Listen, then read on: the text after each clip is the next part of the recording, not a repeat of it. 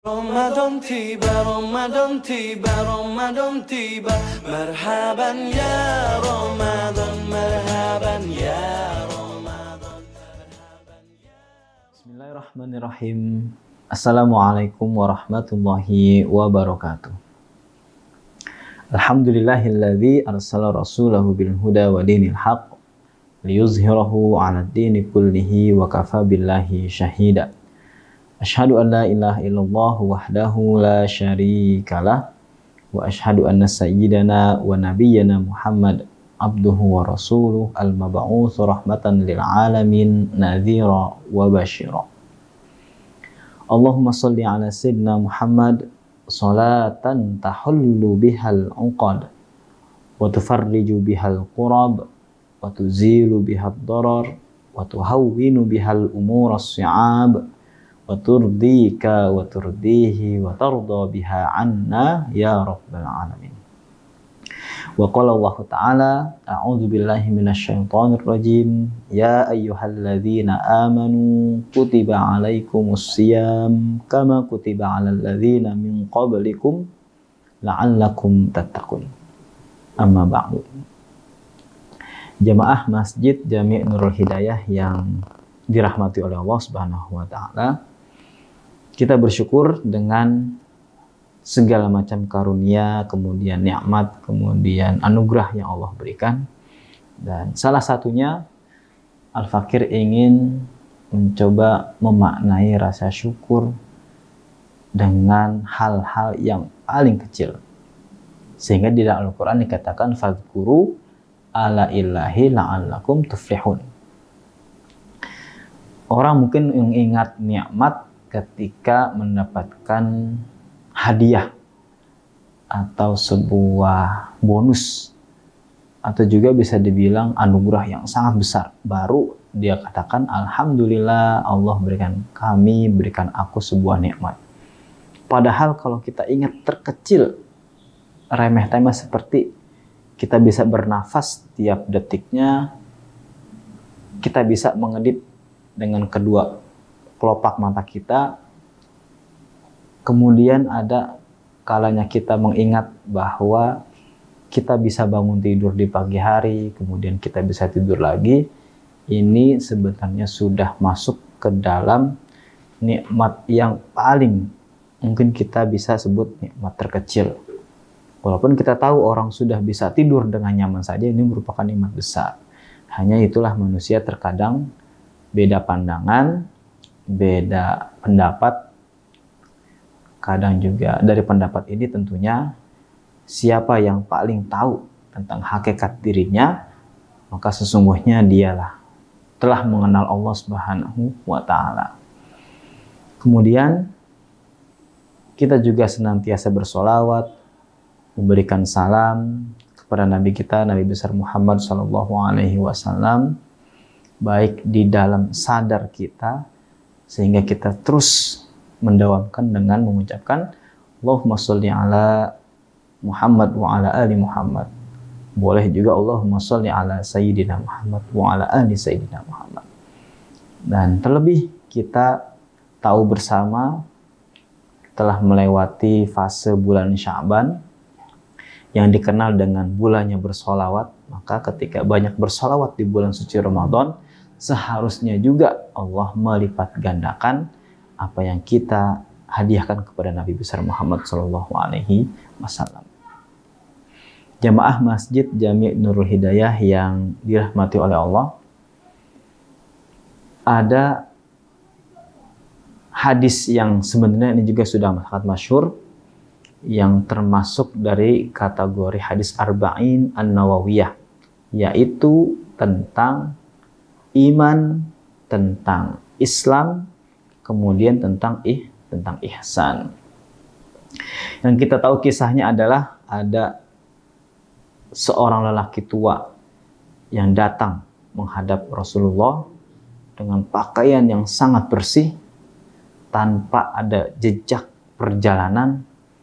Dan ini hal yang sangat tidak lumrah ketika terjadi di masa dulu.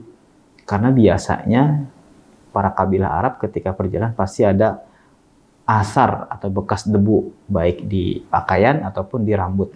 Tetapi lelaki ini sangat bersih yang tidak pada biasanya.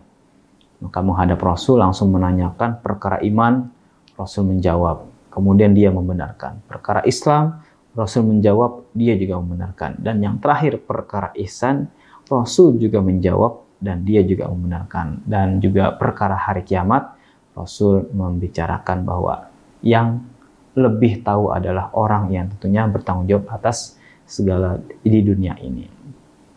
Namun yang ingin Al-Fakir garis bawahi adalah kita mencoba membahas tentang makna ihsan. Maka dikatakan anta'budallaha ka'annaka tarahu fa illam takun tarahu fa innahu yaraka.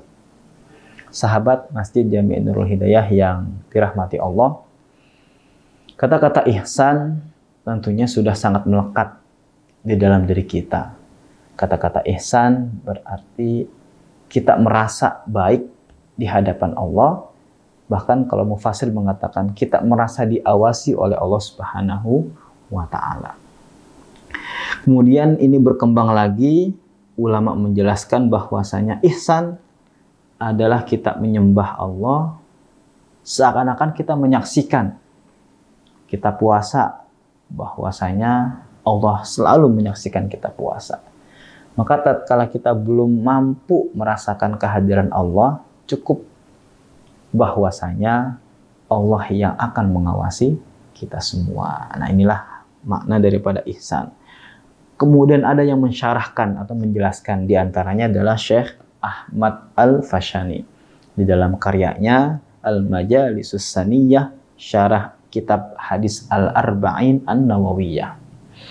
Bagaimana beliau berpendapat? Pertama, bahwa orang yang melakukan kewajiban ibadah semata-mata hanya ingin menggugurkan kewajiban saja. Jadi pertama, bahwasanya orang yang melakukan ibadah semata-mata hanya ingin menggugurkan kewajiban. Nah, jadi kata-kata gugur ini tentunya ya udah, dia sholat, dia berkata alhamdulillah udah sholat subuh, udah sholat zuhur, asar, maghrib sampai isya. Alhamdulillah bulan ini bulan suci Ramadan dia melaksanakan ibadah puasa selama 1 bulan. Alhamdulillah sudah melaksanakan zakat. Artinya hanya ritual. Nah, ini hampir yang pernah Al-Fakir bahas tentang makna ketakwaan dan memang sangat mirip. Hanya bedanya ihsan ini bisa dibilang lebih kita berada di dalam ranah kehadiran Allah Subhanahu wa Ta'ala. Kemudian yang kedua ada yang disebut al-mukasyafah. Jadi ihsan juga bisa nanti kita maknai dengan al-mukasyafah. Apa? Yaitu sehingga seorang hamba ini seolah-olah melihat, memperhatikan. Bahkan dia bisa dirasakan oleh Nabi dalam sholat.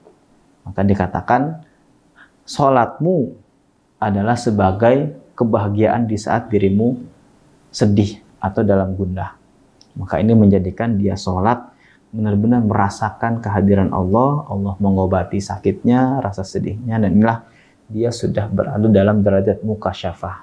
Ketika sholat merasa khusyuk, ketika puasa dia merasa, artinya puasa ini sudah hampir anggota lahir dan batin. Kemudian yang ketiga, inilah yang memang sangat berat di tingkatan kita, yaitu masih orang yang sangat awam, adalah masuk ke dalam derajat muraqabah. Yaitu apa? Bahwasanya jika mukasyafah adalah rasa mampu melihatnya, maka seorang mukmin yang senantiasa merasakan muraqabah, dia betul-betul hampir mirip seperti melihat Allah, ru'yatullah. Hanya di sini hakikatnya adalah melihat Allah dalam bukan zatnya, tetapi kekuasaannya. Seakan-akan di matanya ini ada Allah, di telinganya ada Allah, di lidahnya ada Allah, bahkan seluruh anggota badannya ada Allah. Hanya ini yang terkadang ada salah kaprah, ada namanya aliran manunggaling kawula Gusti, sehingga dia merasa menyatu. Ini yang sangat salah. Artinya bukan berarti dia kesurupan Allah, bukan. Artinya dia merasakan Allah itu berada sepenuhnya di depan matanya, di hadapan lisannya, sehingga jangankan mau berkata hal-hal yang jelek, bohong, khianat. Artinya yang berkata tidak manfaat pun seorang hamba ini sudah sangat ditinggalkan. Maka dalam orang-orang yang memiliki derajat muraqabah, inilah dia merasa di dalam dirinya selalu Allah hadir. Di dalam rumah, di dalam masjid, di dalam kantor, di dalam manapun perjalanan, karena dia merasa Allah itu akan selalu dekat. Nah, inilah yang dimaksud dengan bahwasanya Allah itu berada di dalam urat nadinya. Sehingga jangankan tadi mau berbuat jelek, mau berkata yang tidak bermanfaat aja, dia sangat malu, sangat segan seperti itu. Inilah yang dinamakan ihsan dalam derajat muraqabah.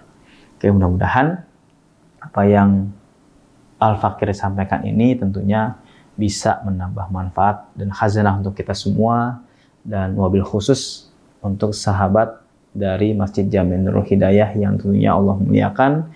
Kita bisa bertemu dalam rangka saling bertatap muka lewat online, kemudian lewat rekaman seperti ini, dan syukur-syukur artinya saling mendoakan satu sama lain sehingga ihsan selalu bisa kita rasakan dimanapun kita berada. Amin ya rabbal alamin. Jazakumullah khair, dan Al-Fakir tentu mohon maaf apabila ada kurangan kesalahan. Bila taufik wal hidayah. Assalamualaikum warahmatullahi wabarakatuh.